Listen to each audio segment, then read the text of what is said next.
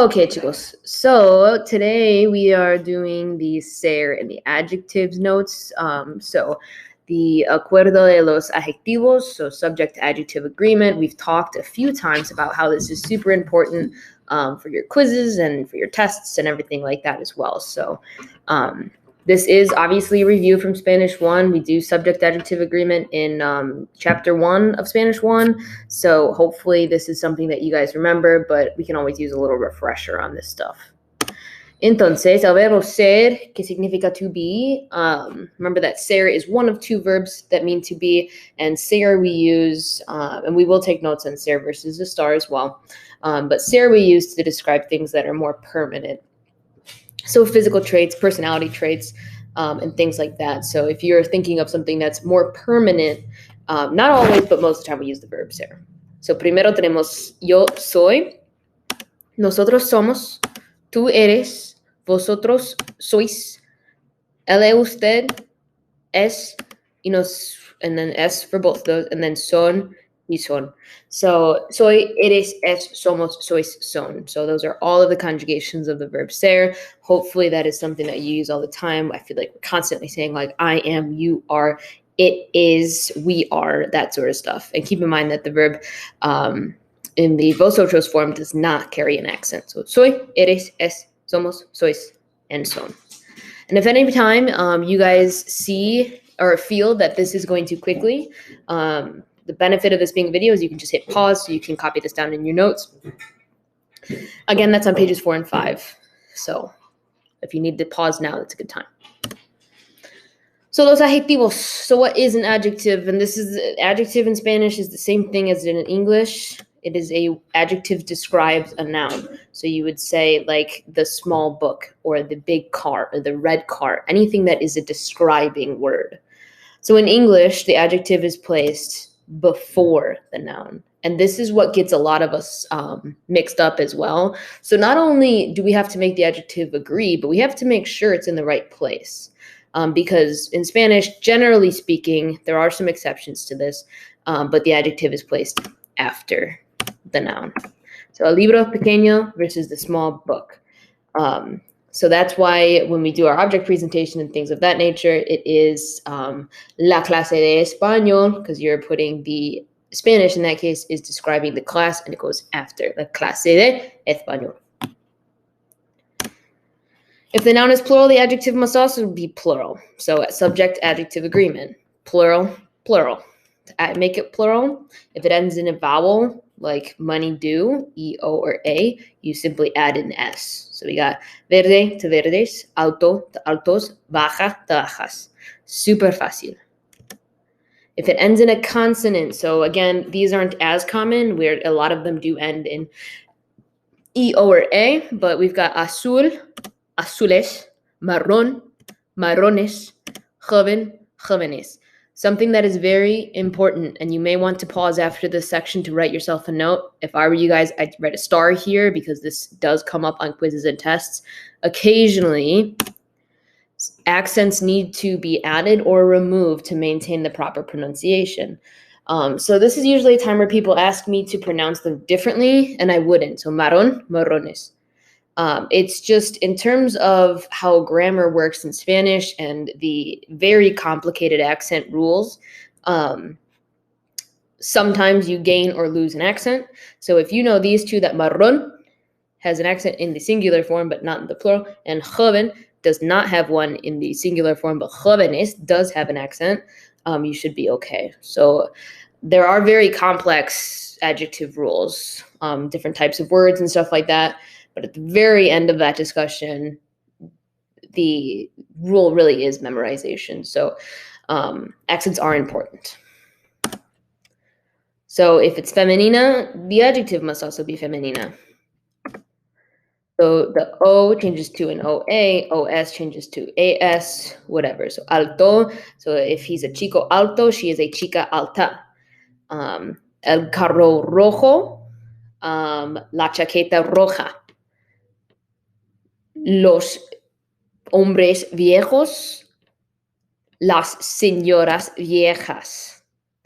El cuaderno pequeña would then be la mochila pequeña, and el profesor ocupado is la profesora ocupada. So this is a time that most of the words on your vocab list are going to have the, more likely than not, the definite article, but at the very least the indefinite article. So definite articles being el, la, indefinite being un or una. And it's a good thing for you guys to try and remember as many of those as you can, being masculine or feminine, because when you're describing them, then if you are describing that thing, you need to make it match. So for a lot of us with our object presentation, you could have said, me gusta el español porque es divertido. The reason that would be divertido is because you just said, I like Spanish. And Spanish is el español, masculine. If you were describing, me gusta la clase de español porque es divertida. In that case, the entire thing is now feminine because it's la clase de español. So having that la in front tells us that it's going to be feminine. So you have to look back at what you're describing. So if it ends in any other letter, leave it alone. If it ends in an E, an R, an N, whatever, do not change it. So you're not la chica grande, you're la chica grande, fuerte, and menor. So we know those ones. These are all review things. So it's just little things. And if you do these little things correctly, you sound a lot more fluent, actually. That's where all that stuff comes from, is just by practicing the little things and doing that stuff right. Entonces, you may want to pause here, and then I'm going to go through them. So if you want to pause and make sure you got these right. So it would be masculino singular, gordo, femenino singular, gorda, masculino plural, gordos, y femenino plural, gordas. Gris, gris, because it ends in an S, not in O or an A. Grises and grises. So again, if it ends in a consonant, which means not a vowel, you add an ES to make it plural. And then interesante ends in an E, so we do not have to change it for femenino. Interesante, interesantes, interesantes. So you could be las chicas interesantes or los chicos interesantes. No importa. So this is a great time for you guys to pause and actually do these practice activities. They don't take you very long, but make sure that you have the correct form of the verb ser. Do not forget the verb ser. And then the correct form of the adjective. So I'm going to give you a second to pause and then do these, and then I will continue with the answers. Él es alto. Tú, and then the F means it's feminine. I'm saying it's a girl. You are a girl. So tú eres pelirroja. Juan es guapo. La muchacha es delgada. Juan y yo, and then yo, I'm telling you, is masculino. Somos bajos. In this case, though, I told you that yo was masculine, but it does not matter. Because remember, even if you have a room full of 100 girls and one guy walks in, now you have to default to the masculine form. So it doesn't matter like majority rule or anything like that. If anything masculine is involved, like Juan is masculine, it's a masculine name, it would then have to default to be masculine. So even if this was feminine, it would still be the same. Las amigas son rubias. And then if you have not done these ones yet, again, pause, because I'm going to go through them. If you already did them, just continue watching.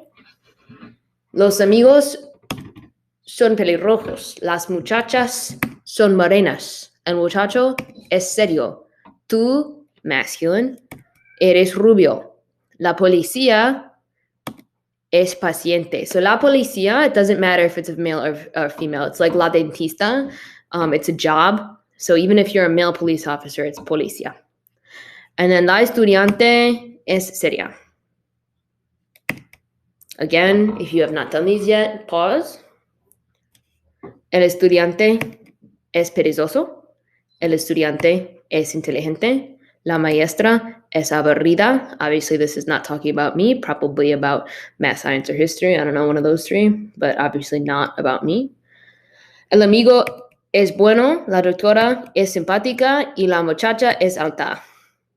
So this is super simple stuff. And typically in practices like this, students have no problem with it. It's when you guys are writing and you're focused on actually writing sentences and not on the grammar of those, that's where we see the problem. So make sure that you guys are always focusing on this small stuff, because subject adjective agreement continues to be a problem in all levels. But if you guys focus on it and you know that you need to look out for it, you're going to be a much better Spanish speaker and writer. Y otra vez, if you have not yet done these, please pause. And I will continue. El señor Gómez es cómico. Ella es divertida. La tarea es aburrida. Él es trabajador. Juana es interesante. Y tú, femenina, eres seria.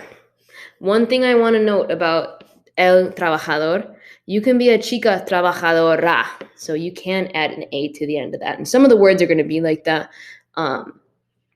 Where it breaks that if it ends in anything other than E, or if it ends in anything other O and A, you don't have to change it. Some do break that pattern. Trabajador is one of them. Okay, so hopefully you guys remember this stuff from Español Uno. If not, make sure you guys come to class with some questions on your notes. That will be the beginning of class tomorrow, is some notes time and some questions time as well.